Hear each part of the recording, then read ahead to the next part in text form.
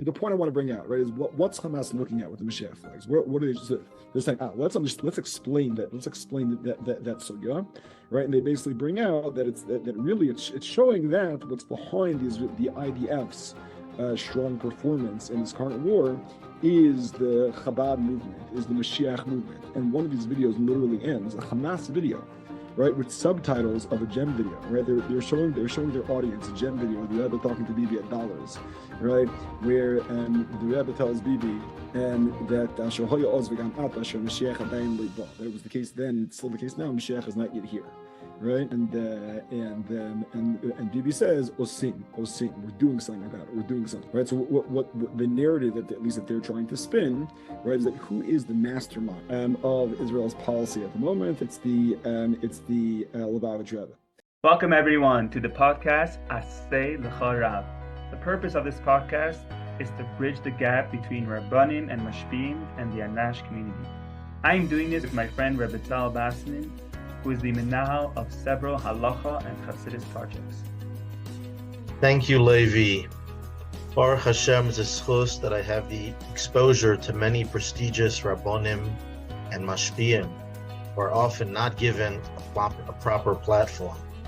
This podcast, HalachaU, will give a voice to these Rabbonim and Mashpiyim to share their thinking, their hashkafa, chassidus, deep dive into their backstory to help uplift the entire community. Please consider subscribing, liking, commenting, and sharing, because that helps the algorithm bring it to more people, which changes lives and brings Mashiach. Yeah, Shekayach Rabbi Pearl for joining us from Hare Yehuda. Hare Yehuda. Where's Hare Yehuda? Right now I'm speaking to you from Alon Shvut. It's a city south of a town, let's say, south of Beis Lechem. It might be familiar more to Lubavitchers for its proximity to Ein, which is more known in American Lubavitch circles. Okay, it's a schus. And Avida Shel Eretz Yisroel is mechakim, and I'm coming from a point of from the, I want to understand this sugya that obviously every Lubavitcher heard all about and has seen the Rebbe get extremely passionate about.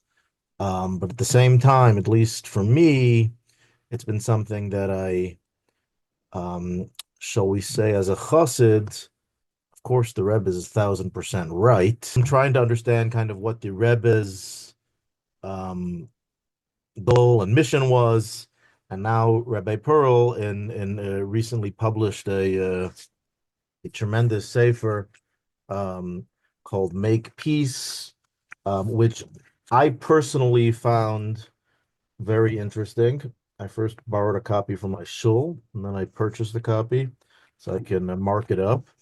And I had intended to do more preparation for this interview, but Baruch Hashem, my wife gave birth to our sixth boy 3 days ago. And yeah, thank you. I was intending to cancel this interview, but my wife, she should be blessed to definitely, everything I do is in her schus. I couldn't do anything without her.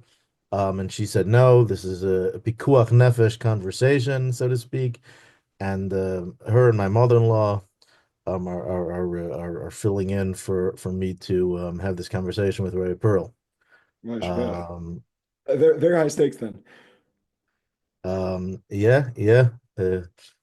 So I guess I wanna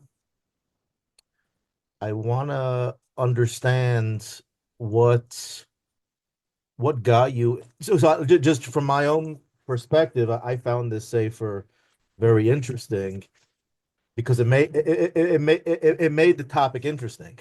Well, it was just written in a very interesting way, in the sense that very often you read a book and it's more translating the Rebbe's position, and it gets very complicated, very nuanced. And this gives you the history of Eretz Yisroel. It has practical takeaways. It's not just a translation of a bunch of the Rebbe's talks. So the read was interesting, and it really fleshes it out in his own words in his own perspective. So what got you into this topic, Rabbi Elisha, and what interests you about it? Sure. Okay, so I think there's a few dimensions. Meaning, first of all, although I'm in Eretz Yisroel now, I did grow up in Brooklyn.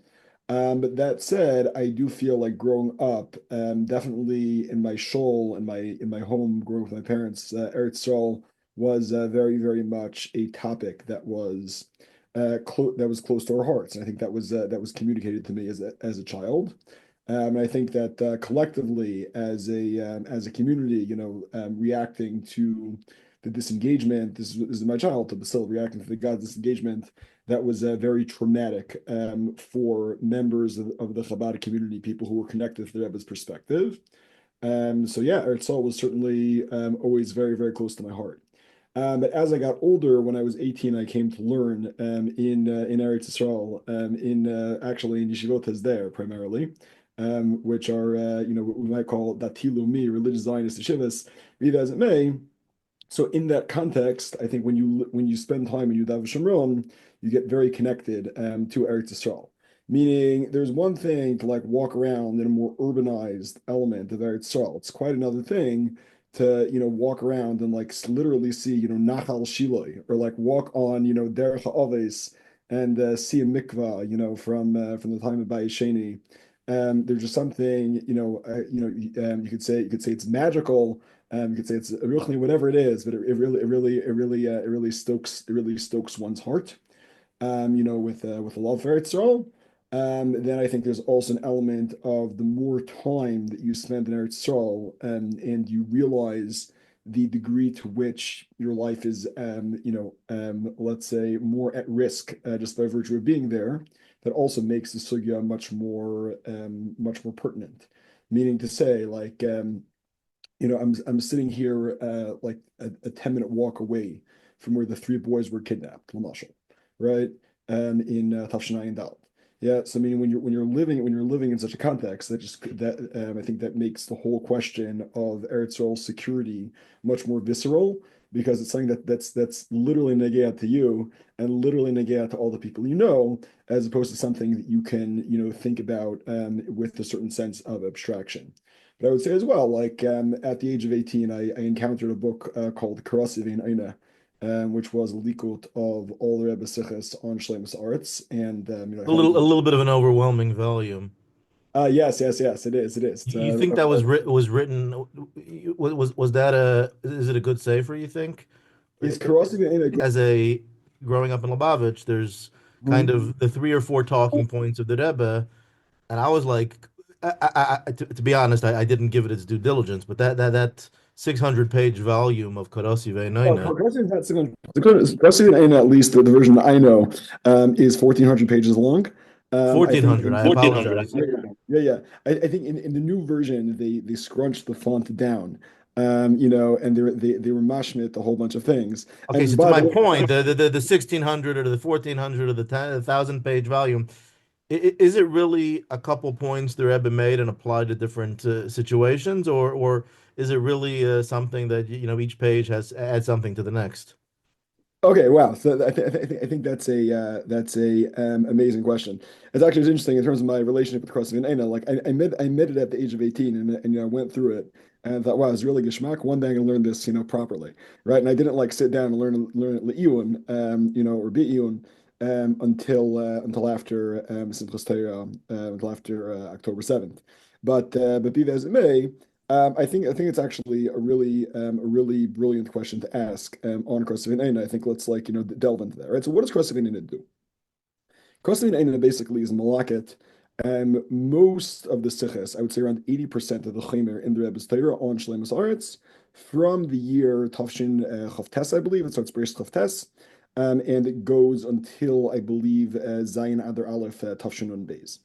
And it has a few madurim. One layer is dealing with the sichas. The next layer is dealing with the igris, and the next layer is dealing with the yechidesen, right? But that said, at least for me, I did not find the book to be overly repetitive, and I think it really comes down to like a much more general meta question about how one learns Torah, how one learns a sugya. I mean, I believe if you really want to learn a sugya l'amka, you need to see the entire lay of the land, right? So, meaning karathi and Aina, I think what they do so wonderfully is they give you chronologically what the Rebbe was saying. So, I mean, there are a few things you can see. You can see, first of all, how themes develop in the Rebbe's Torah over the years, right? And meaning you can also see how it is the Rebbe is responding to different historical circumstances, how it is that the Rebbe is responding to different people. And very often you have to crunch a lot of material in order to see the chiddush, right? I mean, I think this is an insight you can apply to a lot of areas of Torah, right? Maybe to give an example, right? So let's imagine you're learning Torah R, right? So a classic complaint that you hear, from from the Lubavitchers, be it Balabatim, be it Yingerlite, even heard it, believe it or not, from Hanhol members of certain yeshivas. The Alter Rebbe is saying the same thing in every mimer. And it's true, like the Rebbe says, Dach, that the Alter Rebbe is saying the same thing in every mimer. But on the other hand, if you really want to understand the Sugul Amkas, there's a virtue in going through the different Hanochis, different Maimarim, and then you get to see the layers of nuance, right? I mean, I think in a world where we're looking for, the Twitterable, or the clickbaitable or Instagrammable version, then nuance can seem very repetitive. But I mean, I think if you're really looking to get it as Sugil Amka, then it's an important thing to look at the breadth. I mean, even a Sugil Halacha, right? To quote Rabbi Gutnick in his beautiful Haskama to your Sefer, he says, on more than 101 occasions, as the Rebbe put it to me once. Mm-hmm. So I guess someone was keeping track. Mm-hmm. So the Rebbe himself, realized this was a theme that repeated itself. Sure. Was there 100%. anything the Rebbe spoke about more than this that you can think of? Mi Yehudi probably comes close. This is more or a similar? No, I think Mi Yehudi might have a similar volume. This might be more. I'm not sure. Mi Yehudi definitely has. Do you think the Rebbe was successful with his 101 times? I mean, in other words, so just from a very Das Taftan perspective, in terms of getting the government to not give away land, was this something that the Rebbe really tried, but unfortunately they didn't listen to him? Okay, so I think there are a few layers. Meaning the first layer is in terms of the land that was theoretically on the table or on the drawing board to be given away in 1967, right? I mean, in 1967, if you look at history, there were people in the Israeli government who were interested in giving away the entire Yerushalayim. They were interested in giving away the entire Yudav Shomron. They were interested in basically giving away everything, right? L'Poyel, the Israeli government has more or less held on to Yudav Shomron. I mean, even the most left-wing administration, right, like Rabin, right, he did things that were very disastrous for Israel's security, and we're paying for them today. But that said, I mean, he never said, okay, now I'm going to give away the Kater Din. He never said, I'm going to give away Elon Morem. I'm going to give away the highlands of Yudav Shomron. It was always like, let's send the Sar Lazazal. Let's give the Arabs, let's give the Arabs a big piece of flesh. But it was never that we're going to give away the entire land. Now the question you have to ask is, to what extent is that the Rebbe's influence, right? Or to what extent is that the self-preservation instinct and the realization of people in the Israeli government that this would be suicidal, right? And then I think you also have to look at various small victories. Meaning, for example, Menachem Begin came to the Rebbe in Tafshin Lamed Ches in the summer of 1978, right before Camp David, and the Rebbe told him to stay strong. Now we know that Begin ultimately did give away the Sinai Desert. And moreover, we know that Begin set into Begin was the Rebbe's the prize prime minister that you can ever get, right? He knew the Rebbe knew all his people. Yeah. I think Shamir also the Rebbe also elects Shamir, but and even he didn't listen to the Rebbe. Like what happened over there? Okay, but once again, I think there's like Madregas, right? So meaning when it comes to Begin, right? Meaning so the two big issues the Rebbe was pushing out for Begin was, number one, don't give away Sinai. Number two, don't set up a framework for Palestinian autonomy. However, I mean, there's a Maisa, right? We don't have corroboration of this, but there is a Maisa from one of the characters who was, meaning we have corroboration from this guy himself. We don't have like independent corroboration. But as it may, so one of the characters was at the delegation noted that one day Carter, as in Jimmy Carter, walks into Menachem Begin's room and says, Mr. Prime Minister, I'd like to talk to you about Jerusalem. So Begin apparently stands up, bangs on the table, and says, Mr. President, if you even mention Jerusalem, myself and the delegation are packing our bags and going home. And apparently that was the hero of the Rebbe, right? So meaning we can see a small victory, right, in terms of in terms of the Rebbe there, right? That's one thing. And a point that I didn't really get into in this book because it's not so relevant for an American audience, but something that which is discussed at great length in a book called Brega Haemet, is something called the Targil HaMasriach, which is that the Rebbe was very influential in bringing down a Paris government in 1988, bringing down a left-wing government in 1988, and holding up a Shamir government, and seemingly that forestalled Oslo-like occurrences for several years. And meaning ultimately, Oslo only happens after Chav Zayin Adar. But even there, although it's the case that Oslo was pretty tragic. I mean, if you look at, let's say, Bibi Netanyahu, again, he doesn't follow everything the Rebbe says, but there is certainly a narrative amongst our enemies that Bibi's philosophy is being propped up by the teachings of the Rebbe. Meaning, there's in the course of research for the book and looking at a lot of different avenues. So there was a video, a 45-minute video on YouTube put out by some PhD student in Turkey, explaining how Netanyahu was led by the Messiah prophecy of the Lubavitcher Rebbe, right? And then Hamas has a news channel called Al Quds News. So Hamas has several videos they put out about the scary Lubavitch people. These the naysay of the videos, the Hamas people are trying to understand what's up with those yellow Mashiach flags, as they see all the soldiers coming to Gaza with the Mashiach patch, like literally today walking around Yehuda v'Shamron, all the soldiers I see, they all have the Mashiach patch on their uniform. The point I want to bring out, right, is what's Hamas looking at with the Mashiach flags? What are they're saying? Let's explain that. Let's explain that sugya, right? And they basically bring out that it's showing that what's behind the IDF's strong performance in this current war is the Chabad movement, is the Mashiach movement. And one of these videos literally ends, a Hamas video, right, with subtitles of a gem video, right? They're showing their audience a gem video of the Rebbe talking to Bibi at dollars, right? Where the Rebbe tells Bibi that that was the case then, and it's still the case now. Mashiach is not yet here, right? And Bibi says, Osim, we're doing something about it. Right. So what the narrative at least that they're trying to spin, right, is that who is the mastermind of Israel's policy at the moment? It's the Lubavitch Rebbe. Right, but Wow. I think to your question, right, was the Rebbe's vision unsuccessful? Well, I think there's a few different layers. Meaning, certainly in the short term, the Rebbe had a lot of visions that he hoped would materialize, be it in '67, be it in '73, really, throughout all the years, and those visions were not fully materialized. On the other hand, the Rebbe had certain fears, which also, thank God, were not materialized. But I think perhaps a more salient point, and I think this is something which may be negea to the hemshech of the conversation, is that the story isn't over. And the Rebbe's chassidim are out there. The Rebbe's chassidim are working very hard, throughout the various types of chassidim that the Rebbe has. But they're busy doing very hard work.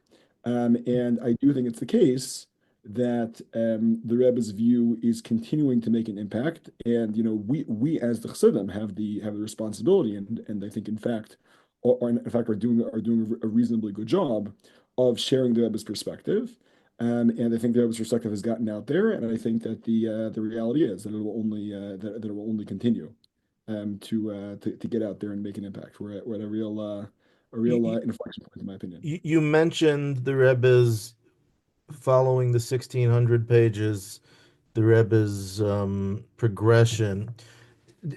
Were there developments and things that changed in the Rebbe's thinking and presentation that you noticed? Hum. Okay, so I would say that the inyan of Siman Shin Chav Tes, right, being a very central halachic element, right? Shin Chav Tes is something the Rebbe first mentions in Tafshin Chav Zayin, actually in the context of Crown Heights. To the best of my knowledge, I mean, that's the first time the Rebbe is applying Shin Chav Tes in a security-related context. But you see like a major shift starting around Tafshin Lamed Ches, where Shin Chav Tes becomes like a really, really serious theme.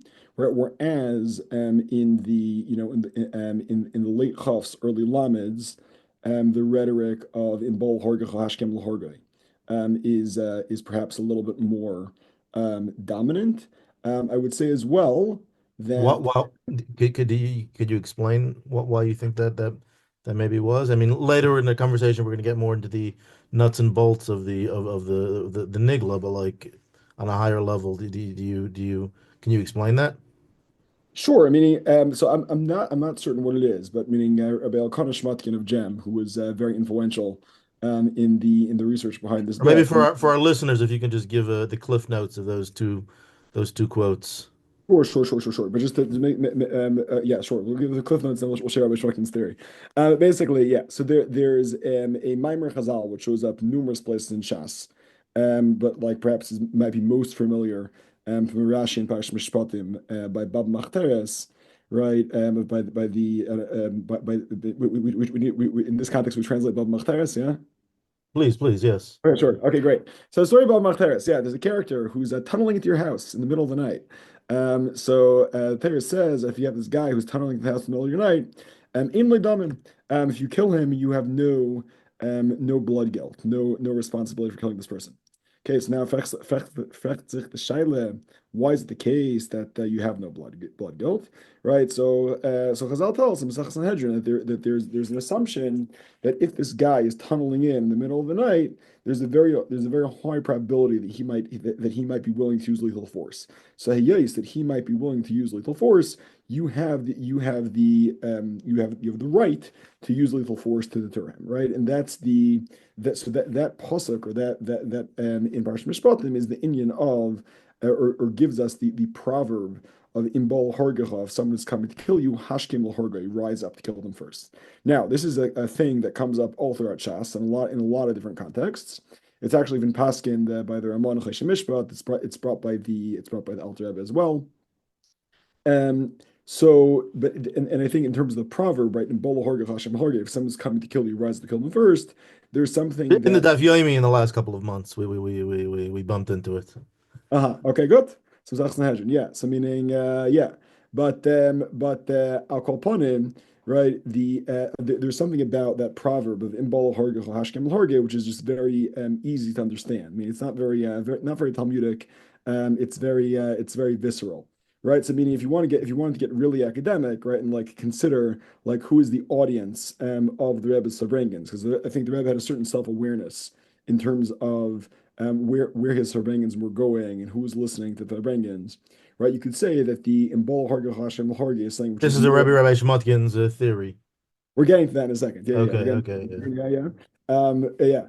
That Imbal Harga Hashem Harge is something which is more proverbial and something which is something which like lands very easily for a very broad array of More audiences. relatable example. Exactly. Siman Shin Chav Walking Tes. down Manhattan, around the corner, someone comes in particularly in today's crime rate. Unfortunately, it's more understand. There was maybe 20 years in Manhattan where things were safer, but now we're back to the way it was in the mem. So it was Exactly. Right. Yeah. 100%. Right. But meaning, let's say Shin Chav Tes, right, meaning it's not such a hard Siman Shulchan Aruch when you break it down, but it's much more technical. It's much more multivariate. And so Rabbi Give Shmuel us the says, Shin Chav Tes. What does it okay, basically say over sure. there? Okay, sure. So Shin Chav Tes is really based on a Gemara in Eruvin from Hamad Aleph. It's actually interesting that you can actually trace it back to Sefer Makkabim, which is a whole story Say of for its own. what? Sefer Makkabim, the Book of Maccabees, which is something that book of Maccabees. What's the Book of Maccabees? It's a book from Bayesheni, Didn't make right? it in.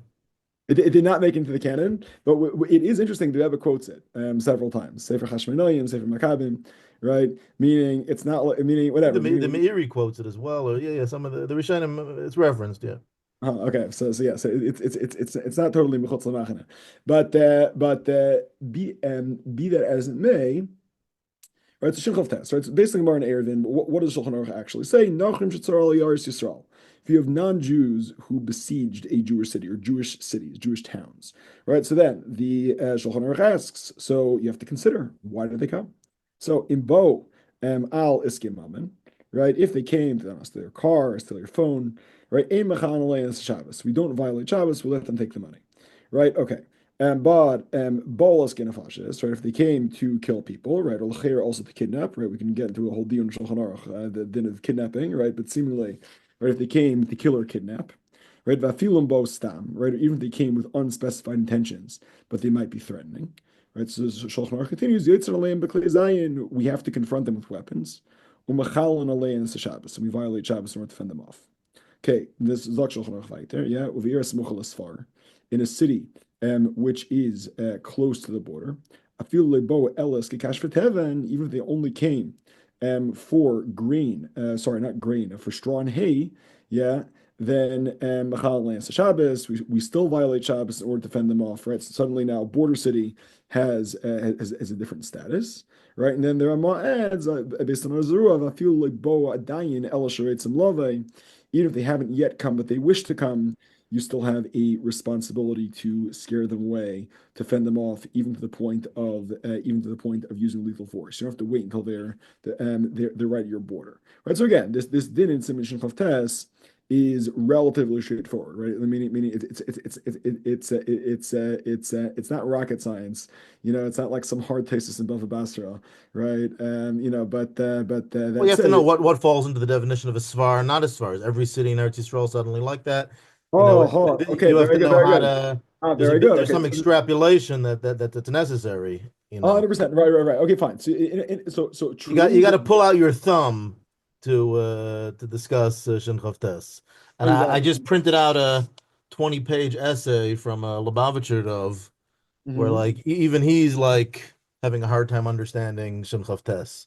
I mean, you say it was so simple, but in other words, okay, yeah, no. I don't want to get into the nuts and bolts. Get to Rabbi Shmotkin's verse. Yeah. No, so something that it was. So what happens in Tashon Lamed Ches? So in Tashon Lamed Ches is the whole discussion about Camp David, right? The lead up to actually signing Camp David, right? And in that context, there were a bunch of rabbinic sages, be it moderate, modern Orthodox or Dati Leumi rabbis on the one hand, and be it Haredi rabbis on the other hand, were very ba'ad the whole inyan of giving away land. Excuse me, they were unified. They were supportive. 100%. Yes, they were very interested in giving away this land, or they were very on board with the Israeli government giving away this land, right? So Shin Chavtes becomes like a very important part of the Rebbe's, let's say, rabbinic argument, because the Rebbe is operating, I think, on a lot of different layers in terms of Sechus on Shleimus Aretz, right? There's the Rebbe operating as one could say like part of rabbinic discourse. There's the Rebbe operating as a Reish B'nai Yisrael, as a leader of the Jewish people on like a meta level, beyond getting into the fine nuances of halacha. The Rebbe is offering strategic perspectives. Yeah, but at least Rabbi Shmotkin's theory was that Shin Chavtes is something which is incredibly relevant when the Rebbe is turning his attention particularly to a rabbinic audience, and I think you see that most. Why is that more? Why doesn't this go straight to Imbam Machteres if that's just clearer? Why is it more rabbinic? Why is it more rabbinic? I think you have a lot more to work with in Siman Shin Chavtes, and there's also a certain nekuda about giving away land in Siman Shin Chavtes as well. Meaning also, let's say in terms of the Rebbe is very into this idea of Shulchan Aruch, yeah, meaning of Psak Halacha, right? So I mean, let's say if you go above There's Machteres, a Siman and Shulchan Aruch above Machteres, and Chayshim Mishpat. right. But I mean, one Indian the Rebbe makes a big deal about, right, is that it's an Eretz Chaim in Hilchos Shabbos. The Kash V'Teven, it's just finance. You have the emphasis that even if it's so to speak not dangerous, you could still go after them. You have that. Yes. So, okay, sure. There's certainly that element, right? I mean, there's also the whole deal of Yeres Mochel Asfar, which has to do with giving away land. That's the Rebbe's whole shit about giving away land. I mean, the Rebbe builds on that. But another point the Rebbe makes is that the Rebbe is saying it's dafke in Shulchan Aruch Erech Chaim. Something that every Jew should know, that every Jew should be aware of. This is like a basic halachic source, as opposed to something more a high level that you'd only get to if you learn DAAS. So I presume your volume was not necessarily geared towards the primary audience of this podcast, Anash, probably, or the scholar, and that's probably why you only find the dissenting opinion in the appendix. But that's where I turn to first, and with your background in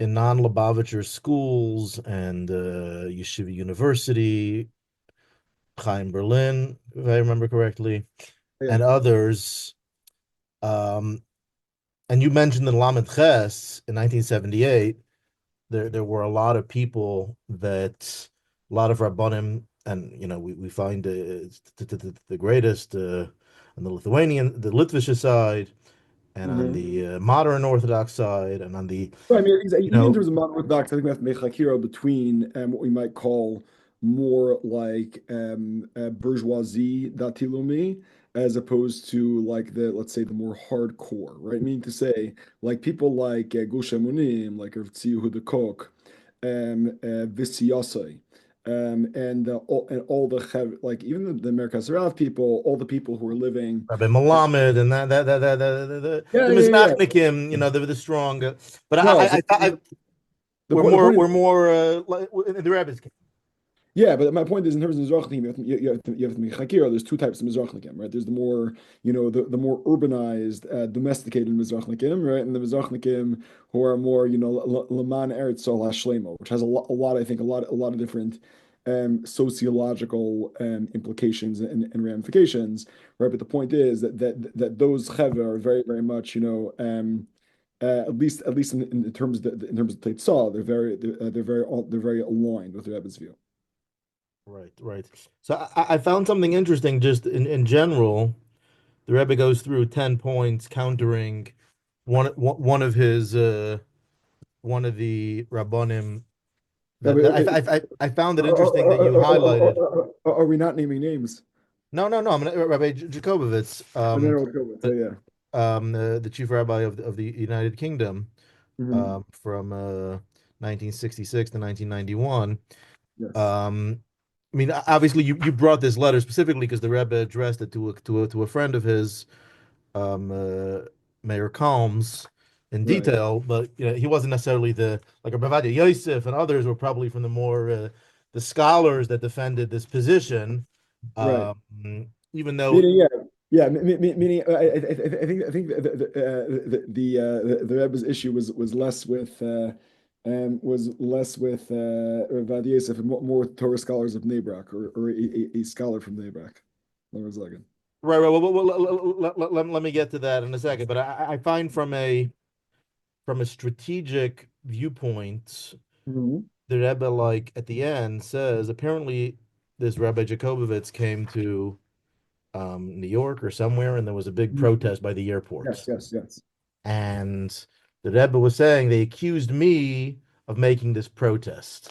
And then the Rebbe went on to interestingly highlight that he's a big proponent of Kavod HaTorah and so on and so forth. So I'm just curious, is the Rebbe basically saying that even when it comes to issues of Pikuach Nefesh like this, he would take a similar viewpoint to where he took on Russia, that we shouldn't be arguing with big Gedolim publicly. This should be more of a behind the scenes discussion. Or am I reading that correctly in the sense that the Rebbe wanted this to be, because the Rebbe on the one hand seemed to like go public with this, and over here in this letter the Rebbe's like defending himself that I didn't tell you to go go give Rabbi Jacob a hard time. So like, Right. which Okay. one is Okay. it? Very good. So I think it's a very interesting question. I would argue that there are certain shifts in the way that the Rebbe dealt with this. That's Aleph, right? And Bays is I think that we have to look at things on a very much a case by case basis and understand what was the Rebbe's reasoning behind a certain strategy or behind a certain tactic, right? I mean, so let's say with Russia, right? With Russia, the whole vart was meaning that if you make a big deal with Russia, if you attack Russia, then that's going to lead Russia to be more annoyed. If, however, you act b'darch shalom with Russia, then Russia will give you what you want, right? In terms of going and protesting Rabbi Jacobowitz, what I imagine happened was you had some overzealous chassidim, right, who heard what the Rebbe said, and they went and overzealously applied it, right, which is, as we know, is Do you think it was Lubavitchers in your I mean, I honestly did not research the Ma'ira, but based on the little I saw from research from the Rebbe responsive team, and he was an Englishman. He wasn't a regular Eretz Yisroel dicker of. Right, yeah, but There's a lot of decorum in the United Kingdom. Yeah, but I mean, they respect Rabbonim over there. Yeah. So yeah, no, I think it's certainly plausible, right? And it does seem that it was some Lubavitch people who went ahead and took issue with Rabbi Jacobowitz. L'chayra, the Rebbe thought that was a battle that could be adjudicated more b'darchei noyam u'v'darchei shalom. There's no question, though, the Rebbe did call out certain individuals at Farbrengens. I mean, he called out, a great Torah scholar from Bnei Brak. He also called out a certain member of the Mafdal, the Mefleget Adatit, the. Why do you say the Rebbe called out the Rosh Hashiva of Ponovitch versus Rebbe Vadia Yosef? I mean, seemingly he was more influential. Certainly more influential, but I would imagine part of it might be that they had much broader ideological disputes about the direction of Kolel Yisrael. The Rebbe had some very serious issues with the general hisnahagus of the Litvish Welt. This podcast is sponsored by Smichas Chaver Chabad, HalachaU, and Women's Halacha Circle.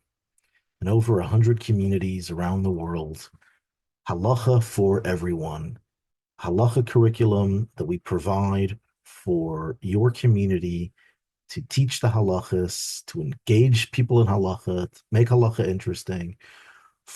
We have Smichas Chaver Chabad for Anash communities. For those that have a yeshiva background, we have HalachaU, which are advanced courses being taught in Chabad houses around the world.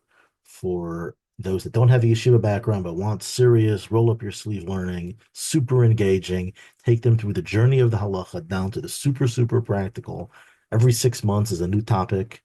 After Pesach, we are starting the sugya of workplace halachas, the laws of ribbis, the laws of baltolan, paying your workers on time, and the laws of yichud. Fascinating sugyas. We have it on various levels for those that have a yeshiva background, those that don't have a yeshiva background, for women as well. Check out SCP-Chabad.org or HalachaU.org. Click join to schedule a meeting with me to learn more. This podcast is sponsored by Kolel Lerabonei Dach. Revolutionize your limud chassidus. Join over 200 shluchim and anash that are taking their limud chassidus to the next level. In Kolel Lerabonei Dach, you have expert mashpiyim, Rabbi Asher Farkash, Rabbi Yosef Klein, Rabbi Yitzchak Coffin, numerous guest mashpiyim that learn chassidus in a unique way, broken up by sugyas. Every 2-3 months, we take a new sugya and we dissect it from its haskalah to its avodah, level by level, for bringing on the sugya, discussing the avodah aspects of the sugya, the practical application of the sugya. Schedule a conversation today with the Menahel or Paltiel and learn chassidus like you have never done before, without saying. But in terms of, like, who was the Rebbe talking to in his sichas? Was he talking to the was he trying to change Rabbonim's opinion? Did the Rebbe actually why don't we find that Rebbe like had scholarly back and forth with Rabbonim? Why did he take it publicly to Rabbonim? If in Lamed Ches, as Rabbi Shmutkin wants to suggest, the Rebbe was having a dialogue with a list of, let's say, 20 Rabbonim that understood the halachic analysis different than him, wouldn't it have been more effective to have halachic responsum back and forth?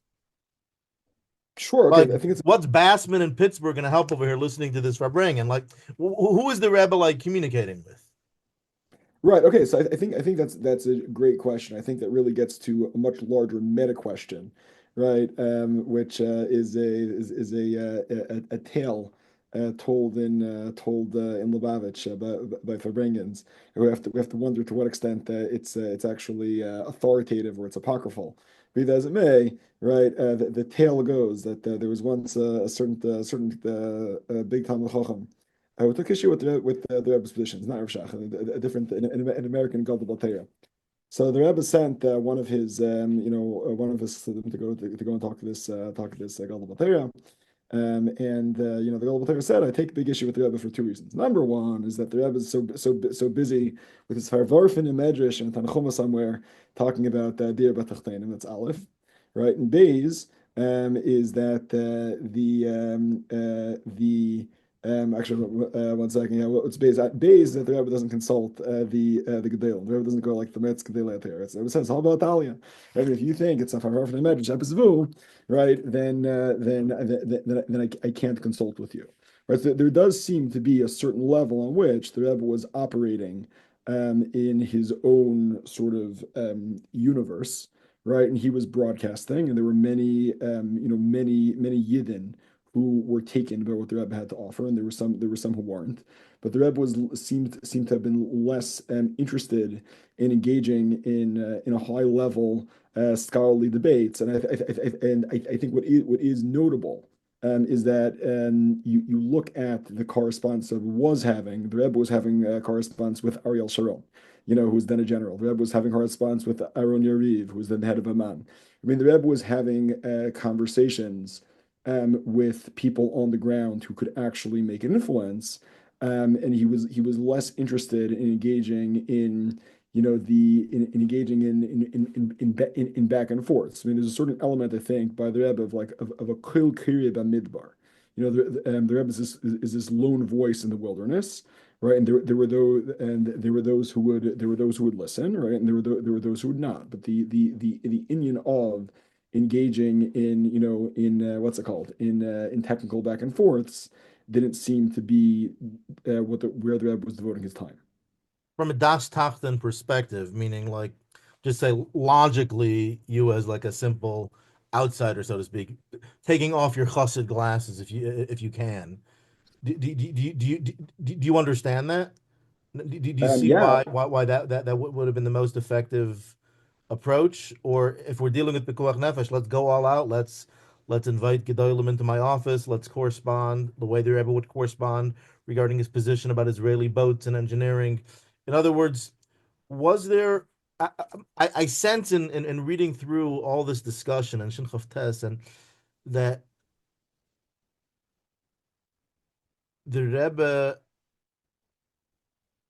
had Ruach HaKodesh, Sure. obviously, and the Rebbe knew the emes, and with all the arguments of Shinchov Tes, is there room to say that maybe the Rebbe wouldn't have been able to convince Rabbi Vadia Yosef if they sat and talked for 5 hours and learning that he was correct? In other words, is the Rebbe's? We accept everything the Rebbe says as Kodesh Kadoshim, as a chassid. Yeah. And many times a chassid goes into this sugya like, okay, so like what's there to it? But once you start looking into it, it is more nuanced, and it does take a certain level of, I'm going to accept what the Rebbe is like. First of all, in terms of, there's just certain data the Rebbe has from a top secret information type level, where like no one can know what the Rebbe's knows besides the top generals and the prime ministers. So it's almost like the Rebbe's like doing some sort of ruchnius like charge over here, in the sense where like this is the MS, and like you're never gonna understand me fully. So either you're a chassid, or you believe that I'm great and this is the truth. But like, if you were to sit in front of Bavadia Yosef, maybe Bavadia wouldn't come out and be in agreement with him.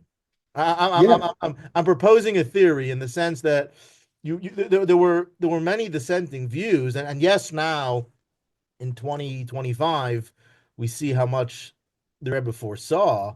But if you didn't have the Rebbe's lens from just the Shin Chavtes and Abam Machteres, like you have to have a certain bittul to the Rebbe to accept what he says, or is it completely logical and like this is the winning argument and there's no other halachic viewpoint here?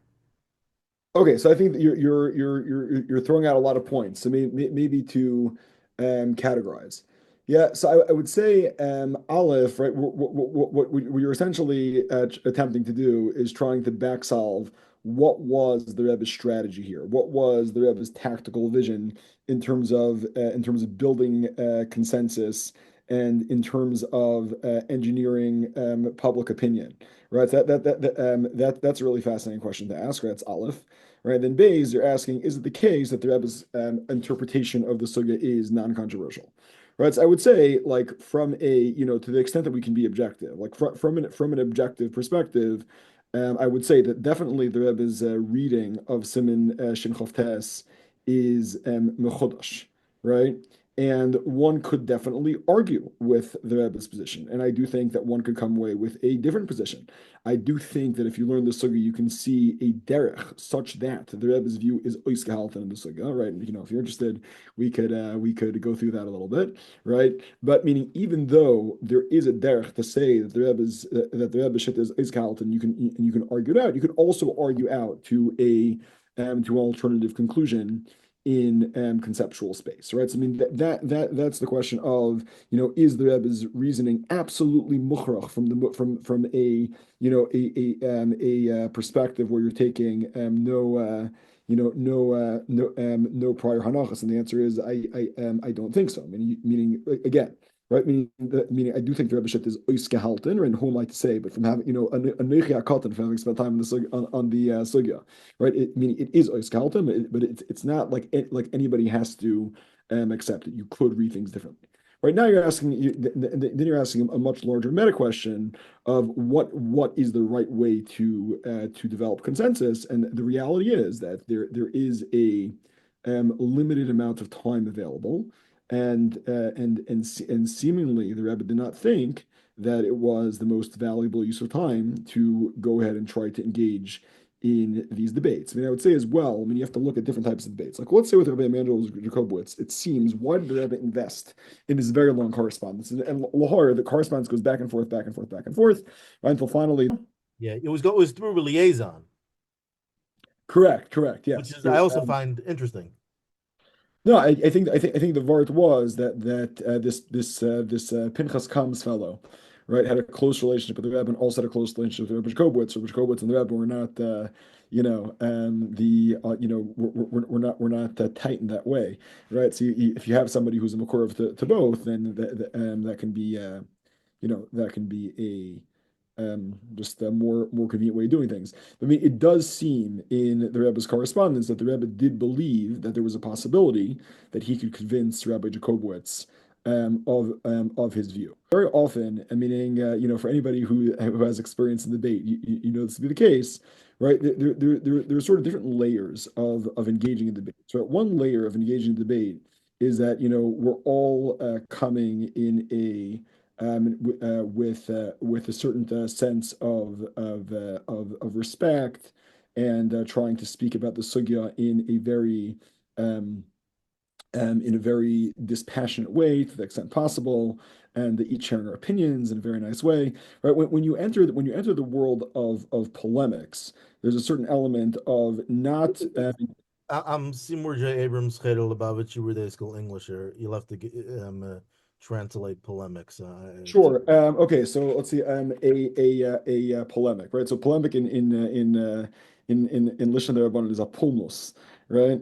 Pulmos rings a bell, yeah. Oh my! So I don't know English and I don't know Gemara. Lishon You'll have to Lerabonei. speak to me No, no. like an Amoritz. No, it's all good. All good. Okay, fine. So, what's a polemic? So, might as well look at a dictionary definition, so we can, we can be mizak at the rabbin. Yeah, polemic. Polemic. Right. Zogt Merriam-Webster. No, Cambridge. Polemic is a speech or piece of writing which a person strongly attacks or defends a particular opinion, person, idea, or set of beliefs, as in she has published a fierce anti-war polemic, right? So meaning very often when you're entering the realm of pulmos, right, it stops about being a debate where you're really trying to convince one another, and it's more a function of like sharing an opinion in a very, very strong way.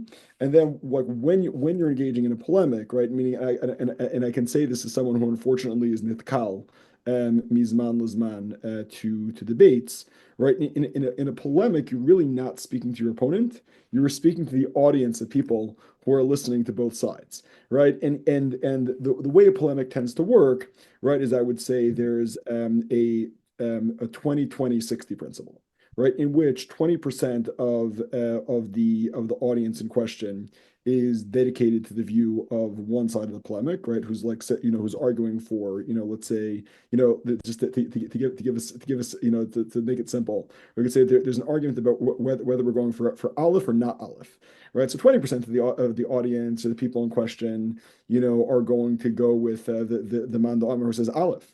Right, 20% are going to be dedicated to the man d'Amar versus not Aleph, uncritically. Then you have 60% who aren't convinced, right? So as a polemicist, you're not trying in to American politics, the numbers are a little different than that. So, okay, Kenzan. 40-40-20, but yeah. Okay, whatever. Believe it or not, I try not to follow politics, but that's going to be our next. We're going to get to that soon. But go ahead. Okay, be that as it may, right? So when you're engaging in polemic, right? So I would, so again, right? Meaning just for the sake of argument, there's a 20-20-40 principle, right?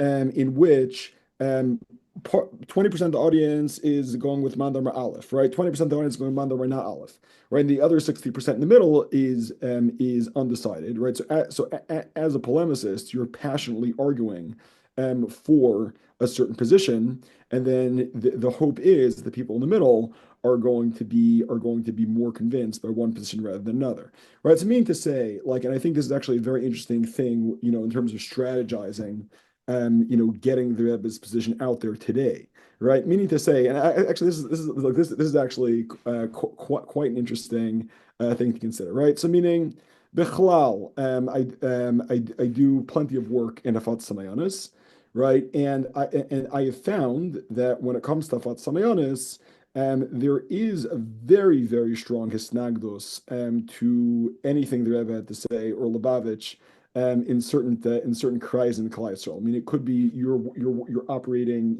on different channels, right? So it could be you have different experiences, but meaning when it comes to dealing with leadership of certain communities, right? Meaning the moment people hear, you're trying to share positions of the Lubavitch Rebbe, they hang up the phone. They throw you out. They have no interest in their community hearing anything to do, with Lubavitch Muktzah Machmas Mius, right? But that said, right, when you look at the Amcha of a lot of these communities, actually do find what the Rebbe has to say compelling, right? And I think you see Bechlal. And it was the case. It was the case back in the day that there were people who might have been mishtayach to this or that community, right? And there are various stories we could bring to illustrate the point. But there are people who might have been shayach to this or that community, but they heard the Rebbe had to say, and they said, "Wow, nikar and divrei emes." And yesh leimer that for the Rebbe that was much more important than engaging in an attempt to argue with a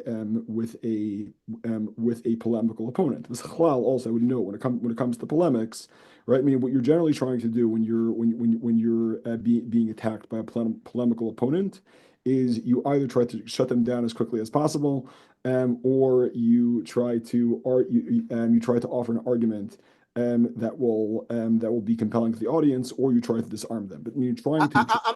I'm not sure that the majority of chilkim on the Rebbe, or who the Rebbe was chiluk on them, were. I agree that possibly a minority were polemics. Thank you for Sure. but I presume majority of them took this question extremely seriously, and they were approached No, by generals, and they were approaching it from, is this pikuach nefesh or not?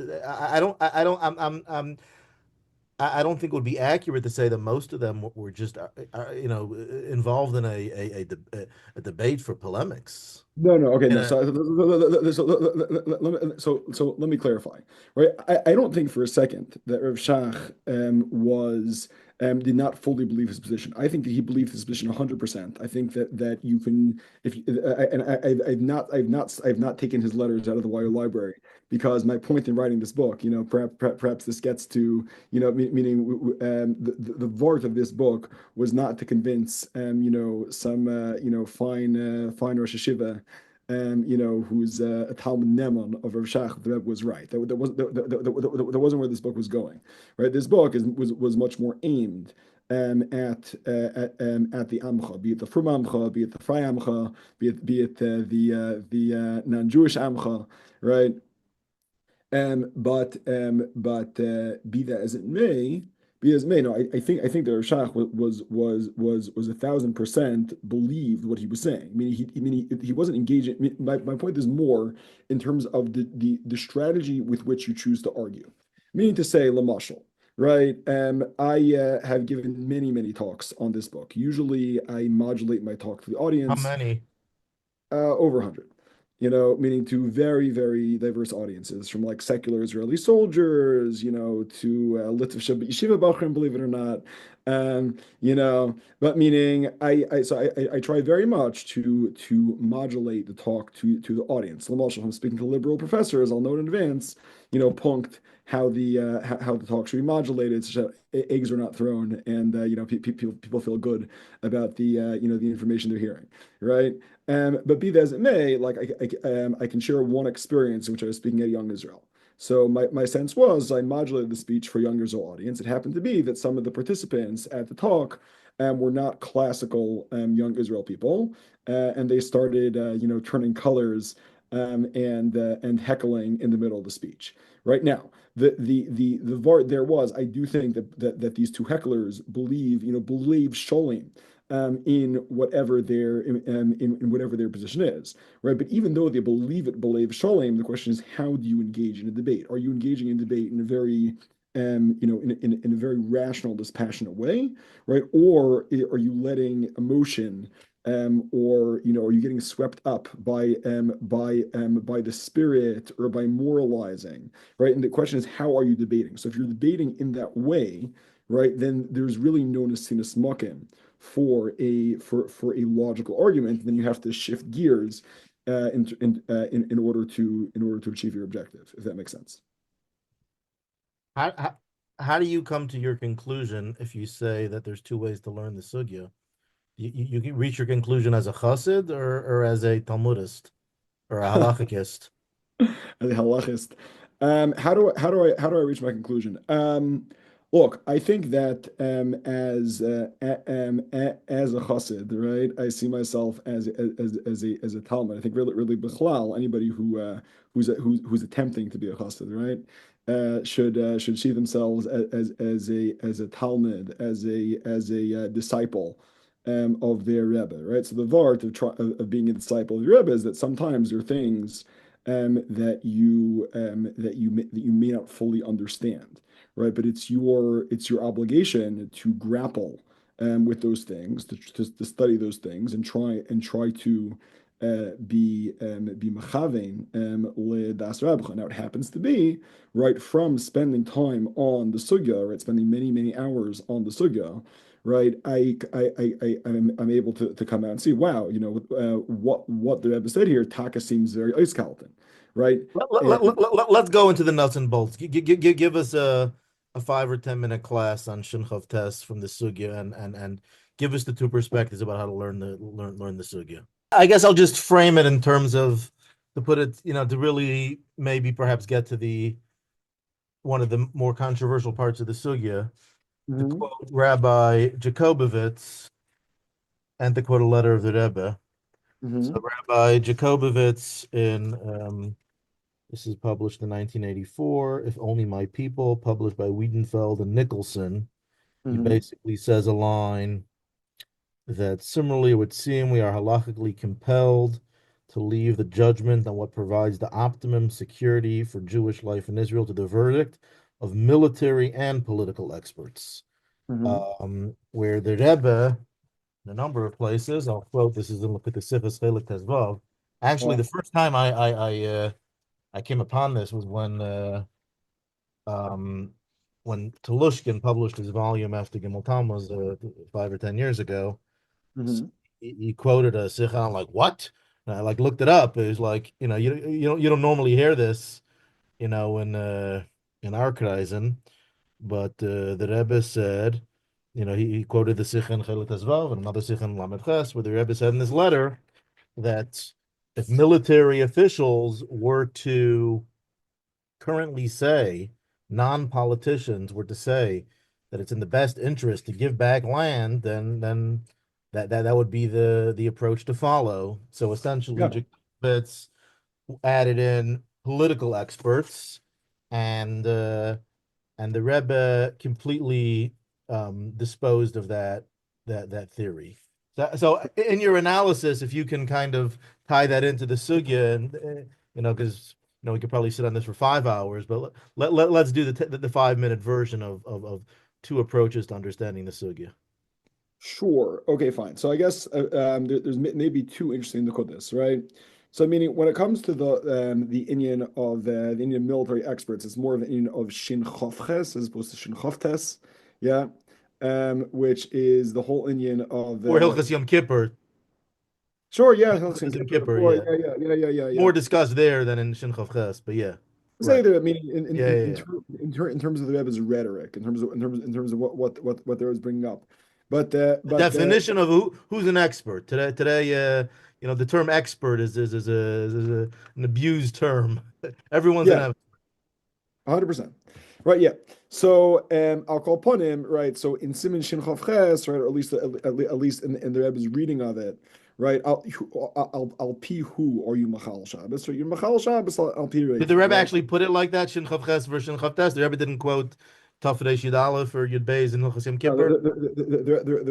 The best of my knowledge, the Rebbe quoted Shin Chav Ches. I don't remember the Rebbe quoting Hilchos Yom Kippur. I mean, I have to look back at my notes. I've seen a couple of times. The Rebbe did quote Yom Kippur a couple of times. Yeah. Kenzain. Okay, Kenzain. Fine. So yeah, but be that as it may, yeah. The Rebbe says, who gives you the right to Machal Shabbos? Right, an expert doctor. Yeah, so meaning the Rebbe's analogy is that similarly a military expert, if you bring in military considerations, is ultimately what should allow you to make a decision, right? And the Rebbe's concern with politicians was that politicians were compromised, that politicians are either looking out for their own covet, or politicians have a sense of they're looking to advance their careers, or that they have a sense of not looking out what's for the Jewish people's best interest, but rather looking out for the nations of the world's best interest, and they're not playing the game of geopolitical chess in a smart way. Whereas I just want to sorry for interrupting. I just want to insert a question regarding the point you just made that someone sent me. I was asking for requests for Rabbi Pearl. So they said that it seems to be somewhat. They had a hard time understanding that point of the Rebbe, that we put down political experts so much, because don't they also have family in Eretz Yisroel? They don't have grandchildren? In other words, their own lives. How the Rebbe said almost with the dose that they lost their whole cheskes kashrus because they're politicians. Seemingly, and interestingly, you're YU Musmach. Rabbi Herschel Schechter has an interesting perspective on this in the Journal of Torah of Halacha in Contemporary Society, where he says that there's a different opinion between the experts. So you have to take a poll amongst the Hamaynam. He brings a raya from Hilchos Yom Kippur, and it's debated. But seemingly the Hamaynam, they're cared about. I guess anyway that was the gist of this question. Like the Rebbe was so cynical against politicians. How did it become almost the way Misnagdim view the Lubavitchers, the Muktzah Machmas Miyos? Like, is it that? It's not all the time, it's some, you know. I understand. I'm all looking Misnagdim, but like I hear the question. In other words, like, and many Rabbonim felt, and Rebbe Vadia, at least in his first two articles in the 2000s, he saw the proofs in the pudding. But like, politicians is out the window. No, they can't be a Manda Amar. Sure. Okay. So meaning the question is how is a politician looking at things? And I think the Rebbe had a very sophisticated analysis of what was going on politically. At least the way the Rebbe saw the political landscape was that there were a few things happening. One thing that was happening in the Rebbe's opinion, in the Rebbe's opinion, was that the United States, and this remains true today, but it was certainly the case then, that the United States had certain agendas that it was pushing. That was Aleph, right? And the agendas the United States was pushing were for the sake of the United States, not for the sake of Eretz Yisroel. The United States was willing to sacrifice Eretz Yisroel on the altar of its own interest. That was Aleph, right? Beis, the Rebbe maintained that within the United States Gufa, there are numerous different interest groups. There are numerous different characters who have different goals and different agendas, which are not always aligned. And then you have that's the United States, right? Russia has its own shikulim, and then the Rebbe thought that you had the UN, which had a mix in the Rebbe's estimation of anti-Semitism on the one hand, and of unrealistic moral standards or aspirational moral standards on the other, which it was holding Israel to. And the Rebbe's concern was that Israeli politicians were buying too strongly into these narratives, let's say, of the UN or of the United States government, and taking them overly seriously. Whereas the Rebbe held that that if Israel could steer in the game of realpolitik in a smarter way, then Israel would ultimately be successful in its wars and on the geopolitical chessboard. But look, I think what's notable, and perhaps this will answer the question of the Chacham Hashayel about politicians. It's notable that if you read books of military strategy, and it's actually quite interesting. Perhaps we can back solve one of your earlier questions about to what extent is it relevant to engage in like the inter-rabbinic discourse, right? And researching the book, but I wasn't running to the library to find. Like, I read a show of Herschel Schachter for sure, because I spoke about this with Herschel Schachter. But meaning to say, I wasn't running to the YU library to find out what exactly Schachter had to say, or studying Rav Vaida's Jewish being. But what I was studying was military strategy books, and seeing to what extent the Rebbe's view aligned with those military strategy books. And one thing that I did find to be quite fascinating from studying military strategists from the early modern era until today was that military strategists Chad Mashmei say that a mix of political considerations or political gamesmanship on the one hand, and how would I put it? Overly kind and unrealistic moral sentiments on the other ultimately lead to disasters and ultimately lead to nations not winning wars and to violence stretching out for a longer time. Right. So there does seem to be a trend, meaning confirmed by people who never heard of the Rebbe, who wrote hundreds of years before the Rebbe, who wrote after the Rebbe, and have only heard of the Rebbe recently. Yeah, that there's a sense that that there is a on the ground reality. And oftentimes, politics can be divorced from the on-the-ground reality. Particularly if we consider that what is a Western politician in the current iteration? A Western politician in the current iteration is not an area expert, nor do they have long-term investment in the health of their country. What a modern-day Western politician is essentially a consensus builder who's good at winning popularity contests and good at reading the and good at reading the zeitgeist. Yeah, so for that reason, it might be one might be more suspicious of what a politician has to say as opposed to as opposed to an area expert in the field in the field of war, right? Meaning to say, right, a politician, and you see this by some American politicians, right? They'll say, we believe in a two-state solution. Now, when they say they believe in two-state solution, they don't say that because they researched the sugya very well, right? They say they believe in a two-state solution because it sounds very nice, right? They don't necessarily understand the topographical realities of Judea and Samaria. They don't necessarily understand the topographical realities of the Golan Heights, whereas a military expert understands those realities very well. Well, I mean, would you consider it to be a political consideration to make Trump happy? In other words, let's say, for example, they're very interconnected. Trump says, you do X with Gaza, we're going to give you stuff to take out Iran. So there's such a mix between politics and military expertise here. It seems to be a bit cut and dry to say, let's take the politicians completely out of here. And obviously this is a whole separate discussion about the hostages for vis-a-vis Gaza and so on and so forth, and hostage release, which is a separate interesting discussion regarding the Rebbe's perspective. But Kamat, most of the poskim in Eretz Yisroel, without behind closed doors, from what I heard on David Lichtenstein's podcast from some of the Knesset members that they spoke with them, they all basically agreed at the end of the day, the political considerations are important for the military. Does this negation of political considerations, does it apply? Where do you draw the line?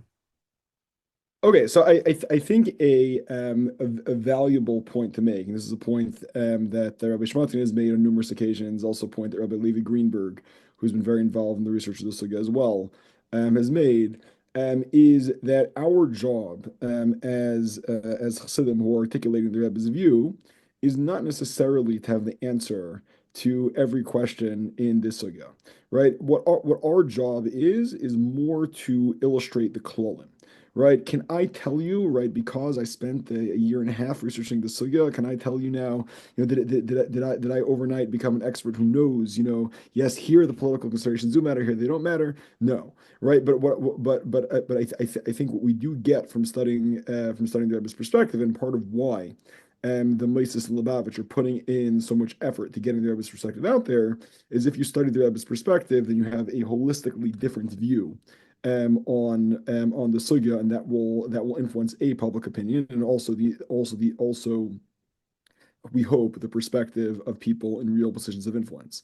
But be that as it may, I think that the question of do political considerations, do they matter or do they not matter, is really more of a black and white way of looking at it. And as I said before, I think that the Rebbe was looking at a much more complex perspective of geopolitics than what's often presented. And the Rebbe's claim was that very often Israel can act in its own interest, and even if it's the case that a certain individual will get annoyed for a little while, or a certain member of the government, be it the president, be it the Secretary of State, will be annoyed for a little while, the Rebbe's contention was that Israel can play its cards in an intelligent way, and still achieve its objectives. Did the Rebbe hold that politics are not negeya? In other words,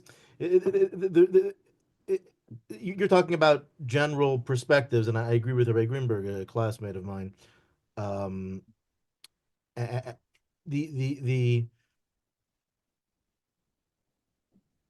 Like, if you that was going to get to our next question, but I do want you to get into the sugya to some degree, but there's obviously many layers over here. But what are we supposed to take away from this? Like, what's the call to action for us?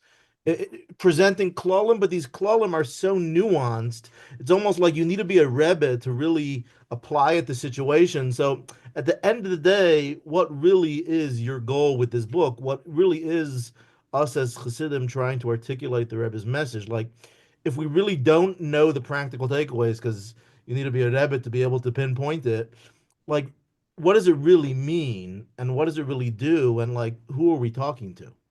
Sure. Okay, great. So I wanted to just back up to finish the point on the relevance of politicians, right? Meaning just stam l'hor, right? For those who are interested in delving more into this particular topic, chapters actually forgetting in the edition that's currently out, I believe it would be chapters 10 and 11. Would be the chapters that you'd want to look at. Cultivating confidence in the international community and the politics of self-interest. Yes. So chapters 10 and 11 would be the chapters you want to look at to delve into this more. I mean, to offer one example, which I think is particularly poignant, right? So at the and this is a point that we have a hazard again and again and again, right? The morning of the Yom Kippur War, the Israeli government knew that Egypt was going to attack. And yet, and there's actually something that I looked up in the Israeli government archives. Golda Meir said and this is something she wrote about in her biography. Golda Meir said the morning of, we are going to allow Egypt to attack us first, because if we preemptively attack, then America is not going to send weapons, right? So meaning she made a political gamble, right? She played a political game of chess, right? And sacrificed soldiers' lives al hatzad that it was going to ultimately give us American weapons. Now, one could argue that was a decision that needed to be made, right? The thing is, she herself did not think so, right? Retrospectively, she writes in her in her memoirs on the third day of the war, she was considering committing suicide. And she also writes she never forgave herself for the rest of her life for not ordering a preemptive strike. And this is something Rebbe quoted the latter, not the former. Yes. Yeah. Well, yeah, correct, right? But this is the point that the Rebbe quoted again and again and again that she never forgave herself, right? So meaning there you have an element of a political consideration, a political gamble, which clearly did not pay off. But yes or no, is there room for politics in the Rebbe's thinking? I think there is, but I think the Rebbe's understanding of politics is much more complex than just, because a certain member or a certain government said something, then we have to follow it. And I do sincerely believe that if somebody spends enough time in the semichas, or even if you read chapter 11 of the book, you can get the general overview of the contours of the Rebbe's view on how we should play politics. This podcast is sponsored by Kolel Lerabonei Chabad. Kolel Lerabonei Chabad is a community of experienced Rabbonim, aspiring Rabbonim, over 100 shluchim and anash from around the world, staying fresh in sugyas of community Rabbonos, learning over 8 to 10 hours a week, Gemara, Tur, Beis Yosef, Rosh Kolel, Sgan Rosh Kolel, senior poskim, follow-up, chavrusa placement, to be able to stay fresh in these sugyas, and to learn not just shimush and practical psak, but also shimush in the room of Rabbonos. The Kollel has so far learned over the past 2 years the sugyas of Tvilas Kolim and Agalas Kolim, Hilchas Nida, and we're soon going to be starting Hilchas Mikvois, and you can join at any time. Schedule a conversation with the Rosh Kollel today at kolellerabonei.org. This podcast is sponsored by Kolel Aliba dehilchosa, brand new Kollel with the Rosh Kolel, Rav Yaakov Goldstein, Sgan Rosh Kolel, Rav Menachem Rottenberg, Menahel Pearl, Rav Mendel Weisfish, all active, experienced, Moida Hira. Follows an 8-year syllabus. Every 6 months is a new topic, broken up into subtopics. Until Pesach, we're learning the halachas of Hilchas Avelus and Bikur Cholim. After Pesach, we're learning workplace halacha, Hilchas Ribis, Hilchas Baltolin, and Hilchas Yichud. It's a serious learning Gemara, Shulchan Aruch inside. 3 hours a week of chavrusa learning. We help find you a chavrusa, set up a chavrusa. And then there's 2 in-depth shiurim per week, 2 live shiurim per week. and it's serious learning. Someone that has a busy schedule, 3 to 5 hours a week. Schedule a conversation with the Menahel Pearl today at KolelAD.com. If you were invited into Israeli cabinet meetings with your year and a half of research, let's say you and Elkanah Shmutkin, right? Okay. Greenberg. Do you think you would have the answers to all the questions, or to a lot of the questions? Or in other words, could you imagine the enormity of, I'm sure you appreciate, like, it's almost like you read the Rebbe Sichas, it sounds like the answer is always so simple. What's really striking is you study the Rebbe Sichas, right? And the Rebbe predicts, I mean, I think this is something that I really developed in chapter 13, right? The Rebbe talking about Palestinian autonomy. Palestinian autonomy did not happen during the Rebbe's lifetime Ba'al Madain, right? Palestinian autonomy really only happens starting in 1994. Right, Dafshin and Dalit, right? But Achas al Achas, there was predictions from the 70s about Palestinian autonomy played out. Right, the Rebbe's take on prisoner exchanges, which the Rebbe's talking about in Lam and Ches, right, is not something that played out in major proportions until after Gimel Tammuz. But I think it's very much not the case. The Rebbe's playing Monday morning quarterback. I think if anything, now in 2025, right, we're looking at the Rebbe and saying, the Rebbe, he was actually onto something. And not only that, I would say that the Amcha in the Litvish Welt, the Amcha in the Sardish Welt, and the Amcha, even in a lot of the Tilumi world, right, look at the Rebbe and they look back at the Rebbe's Torah and they're saying Yesh Navi B'Yisrael, right? But based on the things the Rebbe said so many years ago. 100% Yesh Navi B'Yisrael, and we see the Rebbe was right, 1,000%. No, what are you trying to accomplish with this book for Bibi Netanyahu is to see? Like, if he reads this book, will he know what to do? So first of all, you should know he has the book, and Yeshalem or Zokman that he read it. I haven't sat and forbidden with him about it, so I wouldn't know the depth to which he read it. But be that as it may, right? I mean, Baruch Hashem. So is this geared towards politics? Are you like, what is besides realizing the godless of the Rebbe and the foresight that the Rebbe saw 40, 50 years in the future? Who are you talking to today, in terms of the principles of the book? Who were you trying to educate? Honestly, everyone. What's an agaya for me? I can't make any decision without having all the military background. Sure. Okay, what's an agaya to me personally? What should I do today? What should the listeners? What's the call to action for the listeners? Sure. Okay, so I think there's really and this is a point that Rebbe Shmutkin has made as well, right? There's really two games that we're playing, as in the Meistas of Lubavitch, the various Meistas which are getting this message out, be it Sechs in English, be it Gem, Vamastoif Miza, right?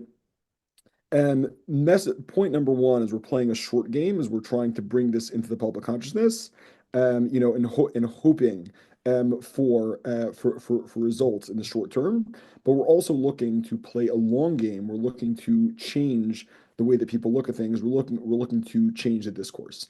And I think that bichlal, right, when you consider politics, you consider things happening in the world, right? I mean, people often look at the leadership, but there's really two layers. There's the leadership, and then there's the public discourse. There's public opinion, right? So our goal in getting this material out there is to create a learned public discourse and to shift the public discourse. We want every individual to be educated on the facts, right? And the more people who are educated on the facts, the more that's able to shift public opinion, and the more that's able to shift the reality on the ground. Meaning to say, right, if hundreds, perhaps like to take a step back, right? So over the past 4 months, basically, from Cheshvan through the end of Shvat, I was running around the United States teaching on this topic, and I hit a lot of different sorts of audiences. But perhaps for me, the most significant audiences were yeshivas and college campuses. And what I found was that both on yeshivas and college campuses, people in America are like very, very distant from understanding the reality in Eretz Yisroel. And if people can be educated on the reality, on the talking points, and we create a certain discourse that creates a certain support and a certain kiyum for what's going on in Eretz Yisrael. Meaning, there was a regnant slogan in the Western world of a two-state solution. That the two-state solution is going to bring peace, right? Meaning, I don't know the shtalshalos of how that got into the discourse. Meaning, I have some idea, but that very, very strongly got into the discourse in the Western world, and that became the thing that all leaders in the world were talking about, right? And we're looking to shift that discourse. We're looking to create a discourse in which people talk about Eretz Yisrael Shlema, in which people talk about one Jewish state, and where they understand why a ceasefire now is a bad thing. They understand why international community mediation will not work. I mean, the whole binyan of the book is that it's attempting to touch somebody who has a Western mindset, be that a college student, a secular college student, be it a non-Jew, or really be it a Jew in America, to whom, to whatever extent, Jews in America will try to isolate themselves from the media. They're still going to be influenced by the zeitgeist or by the cultural soup, and it's important that they know the emes for themselves, right? And it's Aleph, right? And then B, not only should they know the emes themselves, but they should be able to play that forward. And everybody has their own sphere of influence. And I think it's very important for every individual to realize that they are part of the body politic and they have an ability to make a change. Meaning, like when it comes to the mamlech melech, right, and ein melech b'lei am, right, political power is conferred by individuals who come together and push for a certain political outcome. Like your Rebbe's opinion, the Pshachter, to take the poll of the Am. Not that the Rebbe agreed with that, but that was. I'm making a parallel. Sure. So let me ask you a pointed question. Please.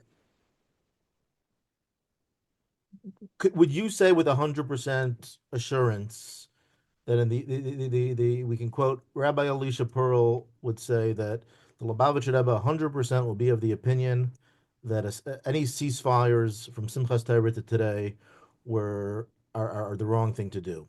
Are you 100% sure that that's the case? I think it would have to be very, very much something that we'd have to assess on a case-by-case basis.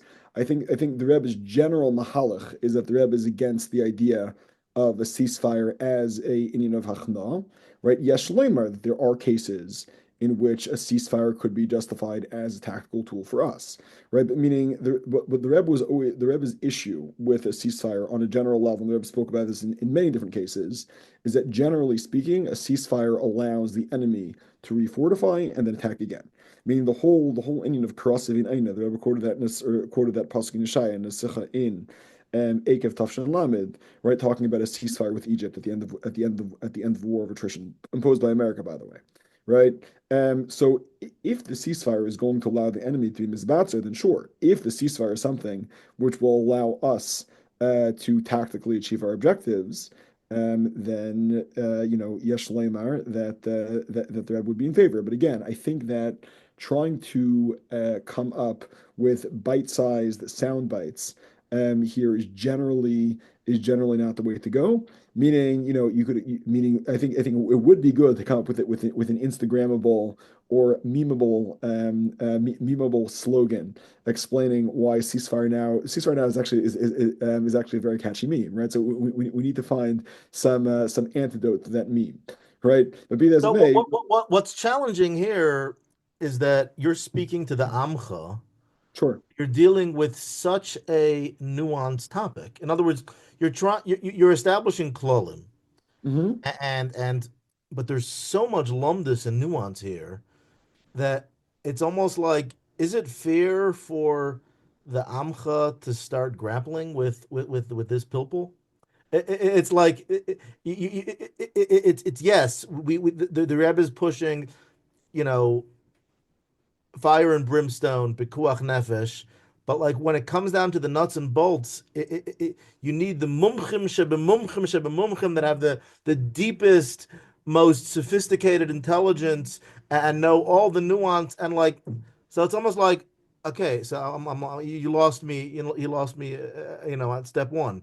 it's like it's on the one hand, the Rebbe's, and again, I'm asking as a chassid that's trying to articulate the Rebbe's position, Sure. but and I'm not the biggest lomdin in the world, but like I'm trying to break my head on all these sources, and I'm like, and hearing now that when it comes practically, so all the when it comes practically down to it, we're dealing with a ceasefire in 2025. Here's Bibi Netanyahu, that's the let's say the most loyal to the Rebbe of the prime ministers that we've ever had on some level.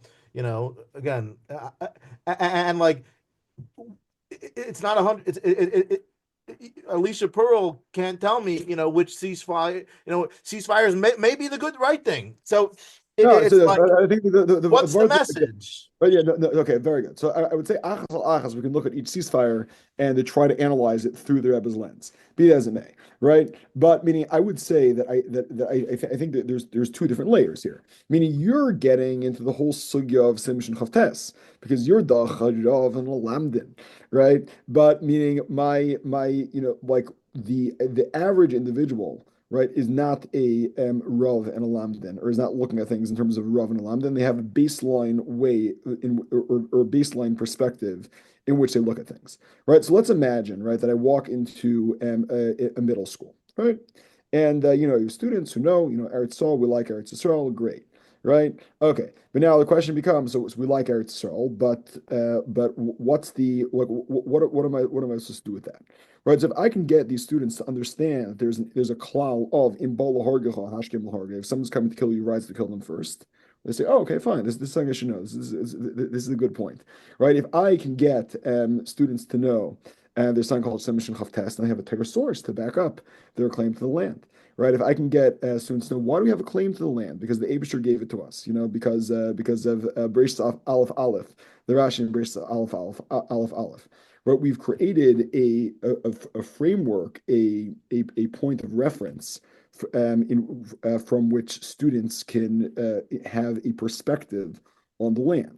Right? When I meet college students, I'll speak at a campus, and they're like, "Why is a two-state solution a bad thing? It sounds so nice." Right? And then they understand, this Judea and Samaria, it's actually high ground.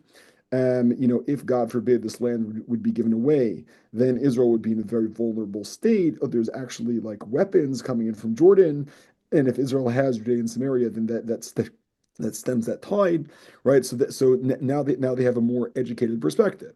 Yeah.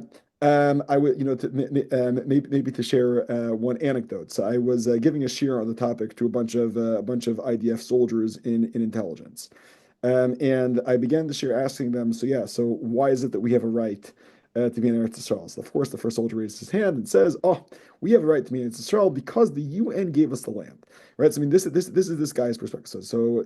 What I tried to bring out was I tried to make an argument for Bereshis Aleph Aleph, for our claim to the land rather, and being ultimately rooted in the Eber's of Tacha.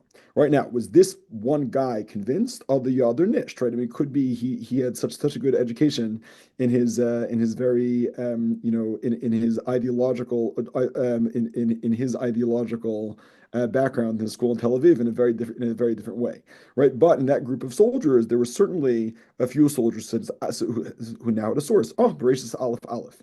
Right. So I think that there's multiple layers. And I think that we can change the discourse such that we can say, as Jews, two-state solution, bad idea.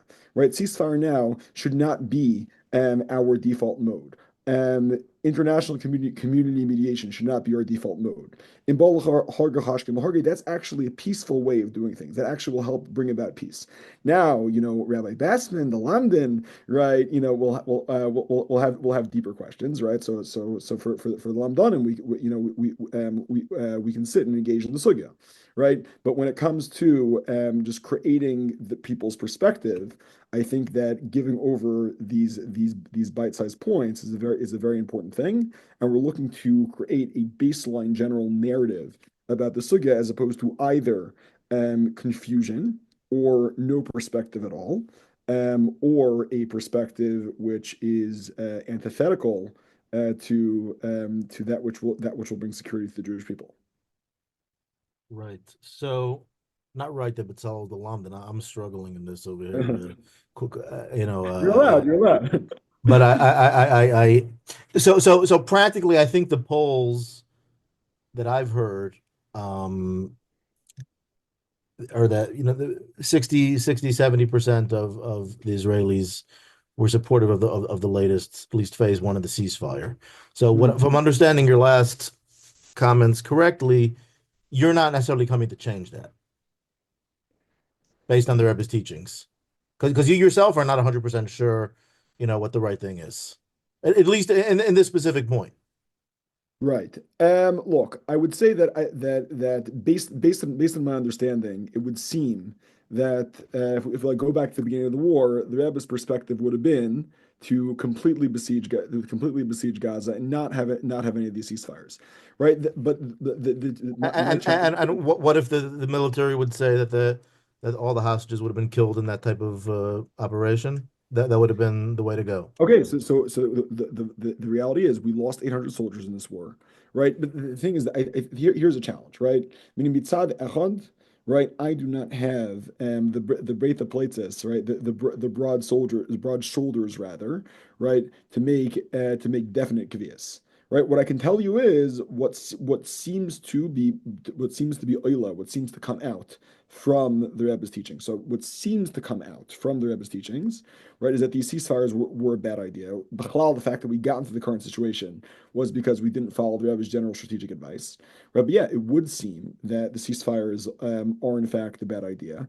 Right. And it would seem as well, right, from speaking to military commanders who are out of politics, that the ceasefires in fact were in fact a bad idea. But then again, meaning I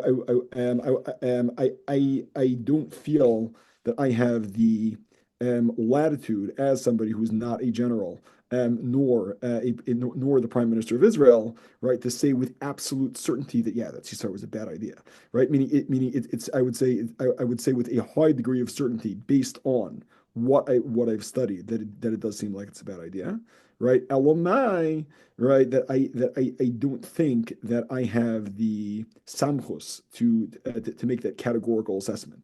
But it's not. I don't view my role as making categorical assessments, and I think bichlal, it's not our job to be making categorical assessments. It's more our job to cultivate a perspective which is broadly in line with that of the Rebbe, and then get that perspective out there to shift the public consciousness. And it could be, right? I mean, there was a certain time when public opinion was pro the Gaza disengagement, right? You could ask 60% of Israel to be pro the Gaza disengagement. Lubavitchers are very against the Gaza disengagement. Right now, years later, I don't know, I haven't looked at the polls, but I would be very unsurprised if the Amcha is not pro the Gaza disengagement at this point. And Yeshlemer, that the public was pro the Gaza disengagement when they were, because they were either sold lies or didn't fully understand what the implications would be. Okay. So I'll have to apologize to my lamdonim that we're waiting to hear the analysis of the sugi. We'll have to have a part 2 with Rabbi Pearl. I'll just conclude with one question. Yashakaya for your time. I remember hearing this from Reb Melech Tzvibel, Alav Shalom, in Morristown. You were also in Morristown, right? You were in Morristown? I hung out in Morristown, but I was never zeicher to learn Reb Melech. Okay, so he was once sharing that the Rebbe had numerous campaigns that the shluchim were excited about. Most of them, yes, but there were a few that made shluchim uncomfortable. What was what? One was Shleimus Aretz. One of them was Shleimus Aretz. So in your analysis and with this volume, do you feel it's an important shlichus of shluchim to be discussing these topics, even if it's going to turn someone off from putting on tefillin? Like, where do you draw the line? Like, if you're a shliach in Texas, so like it's this is pretty popular. But if you're somewhere, deep California or Boston, like if this can share my shlichus, this pikuach nefesh override everything, and the rabbi should be getting up and giving shiurim and make peace and lose 50% of his crowd, like strategically you're going around to campuses and discussing this, what would you recommend as a strategy? Because the big shluchim, were basically didn't go with this. They basically they maybe until recently, but this was not discussed by shluchim according to what Melech was saying. Sure. Okay, so yeah, I do think that October 7th was a tremendous paradigm shift for the Jewish people, for the world. I would add as well that politically we're currently experiencing a major vibe shift, if you will, in the world. I think that this has been very true since COVID, but I think we're seeing it even more strongly in recent months and years. Where the reality of public discourse has very much shifted. But in terms of Chabad Meises, it is true that with the exception of Gem, Chabad Meises in America were not making a very big shturim about Shleimus Aretz. I think October 7th changed that very much for several reasons. I think one was just the intensity of the pain with which it touched everyone within Lubavitch. It's Aleph, but Beis is not just the intensity of pain with which it touched us, but really the extent to which it touched every. I wouldn't say every, but many Jewish people. And maybe to bring out the point, right after October 7th, I had been invited to a certain campus, for a few days. To take care of certain inyanim there, but be that as it may, so I was on said campus, and the trip had been planned before October 7th. This is a few days after October 7th. Bein Hayasar, I'm there in the quad of the campus with a bunch of bachrim, and we're doing mivtzayim. Yeah, and we're playing some Jewish music, with some tefillin and Shabbos candles and all the other good accoutrements. And the student comes up to me. He's like, "Rabbi, I need to talk to you." I'm like, "Sure, let's talk." So he tells me that he's a member of the progressive group on his campus, and he's just in utter shock over the fact that the leader of the progressive group on campus was celebrating, the professor was celebrating Hamas's attacks, and moreover, the progressive group was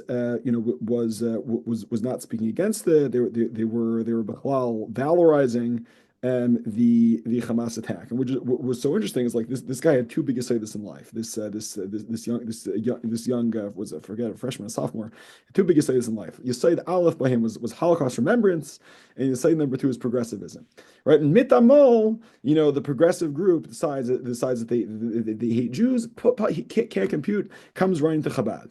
Right? And he's coming right into Chabad for authentic Judaism. And this at least is something that I have seen repeat again and again. I went to campuses all around, and I found, I asked people about their experiences, on campus, and it almost felt like there was a certain a support group vibe, a safe space vibe, where students are raising their hands, telling me, I was never involved with Chabad before October 7th, but since October 7th, I felt, so isolated or so hated, students, Al-Gabe students, were members of this progressive group and that progressive group, and this Holocaust thing and that Holocaust thing. And one student shared a story that she was the member of the local genocide chapter, and she wanted to help arrange some remembrance for the Rwandan genocide, but the genocide students or the genocide committee didn't want to allow her to be part of the thing because she's Jewish. She goes to the Jewish Star, so she herself is part of the problem. Yeah, so I think that that Chabad, by being unapologetic and clear in its support for its soul and speaking strongly about it, has actually not turned people off, but has actually been a clarion call for these Jews who are confused and are looking for real, unadulterated, unapologetic Judaism. It gives them it gives them a place to feel embraced. I mean, that said, I think that you need to be smart, you need to be strategic, you need to be tactical, right? And and it's always a good idea, to speak with people who are cool-headed, who are strategic, who are smart in the way they operate. And it's definitely the case that for some communities, it's not a good idea to speak about Shlemus Haaretz. They mentioned earlier, right? I've spoken in a lot of different places. So when I spoke at at a certain campus where there were a lot of very shall we say liberal professors in attendance who would not take terms like ad ridita very kindly, right? So you speak about other things like our connection to Eretz Yisroel, Eretz Yisroel Dvash, v'chole, right? Which are more Meshach Hasalev, yeah, and then and then you don't alienate people. Maybe to give another example, there was a student who showed up at one of my talks who was sharing questions he had about his personal identity, V'day Maven. Yeah, so I could have told him, what it said in certain sichas, but instead I said, wow, it's so interesting to hear. Everyone serves Hashem the way in which they're meant to serve Hashem, and let's put on tefillin, right? And Baruch Hashem, he put on tefillin, starts crying, right? But the point is that there needs to be a certain shikul hadas, and every shliach needs to decide whether or not this is the right thing for their community. And every individual has to decide whether this, to modulate this message in a way that's going to be niskabel and not to use these points as a bludgeon, right? You shouldn't do things that are stupid, Okay. How many copies have been sold so far? I believe over 10,000 Kananahara, and How many? Is it more than one language? At the moment, we only have English. Hebrew's in progress, but the Hebrew version itself is a malacha meruba. Yeah. Well, you talk about reaching out to level-headed Bari DAAS that understand how to communicate this. If shluchim or anash have questions about how to be a better conduit for the Rebbe's message, how could they get in touch with you? I guess we could post the. You have a website or an email you want to share? Is there a website or an email you want to share? Sure, yeah. I guess people can reach out to ENPEARL at SIE.org. I will note that I'm a little bit inundated right now, so I don't know if I can deal with every request. But I think that Be'ez Hashem, everyone has their own mashpia or rav who has yishuv hadas and understands their circumstances, or has their knei chaver, who they can speak things out with, who could also help them get the hadracha for their unique situation. Okay, this is a tremendous undertaking. It's a tremendously interesting book, and an even more an important sefer to learn and study. And in the same way you learn a mimer and a sugya and a hemshech, you learn a Torah Beis Yosef. This is not, it's a sugya, and it's a learning project. And I feel that Rabbi Pearl does a good job at starting the conversation, and maybe we'll have a follow-up conversation by getting into the sugyas, and maybe you can make a kuntris for those that want to learn the sugya more be'iyun, and you said you had a yeshiva audience world is interested in this, so maybe it's time to 100%. I mean, I will say Benegay at the yeshiva world. So I have written a little bit on that. I will note there is a book called DAAS Torah, which is put out in Tavshem Mem Beis. Volpa. Yeah, exactly. And I was going to ask, Rabbi Volpa is a controversial figure, but a tremendous Talmud Chacham. You corresponded with him in this project? Very, very minimally, meaning because I was optimizing for a different objective than Rabbi Volpa was optimizing for. Rabbi Volpa is optimizing to speak to a yeshiva Talmud Chacham, to let's say a member of the Olam HaTorah, and convince them of the Rebbe to the extent possible. Meaning the objective in writing this book was more to speak to the Western mind, and even though we would like to, and as a point I made before, right, even though we would like to think that the Western mind hasn't penetrated the frum world, certainly with the advent of social media, the walls have become a lot more porous. The Western modes of thought have penetrated the frum world. But meaning, I think that the goal was to hit a much broader audience than the niche element, which is incredibly important. But the book was conceived less as a less as a cold scholarly endeavor, and more as a emergency project to try and share these ideas. Okay, HaTzlacha Rabbi Pearl. Thank you. Hey friends, hope all is well. If you haven't heard about Jump Into Shape, let me tell you a little something about Jump Into Shape. Jump Into Shape is an online fitness program where you can work out in a sneeze environment, in the comfort of your home, wherever you are, if you're traveling. And we have all kinds of different workouts, from cardio with jump roping, weighted jump ropes, we have Pilates, we have pelvic, we have weights, we have stability ball. There's so many options, and we have so many programs, set programs, and custom programs. Really, anything you need to get moving, to get exercising. And top of it all, I'll tell you the best part is we hold you accountable and we motivate you to make sure that you get the best workout you can. Everyone, I give you many, many blessings that you invest in your health from now until 120. Nice 20-minute beginner class coming right at you. Work the core a little today. 3, 2. You should feel it. As long as it's not hurting or straining back and you're feeling the abs, that's... We're going to keep it going, one pack at a time, pectoral muscle, chest muscle.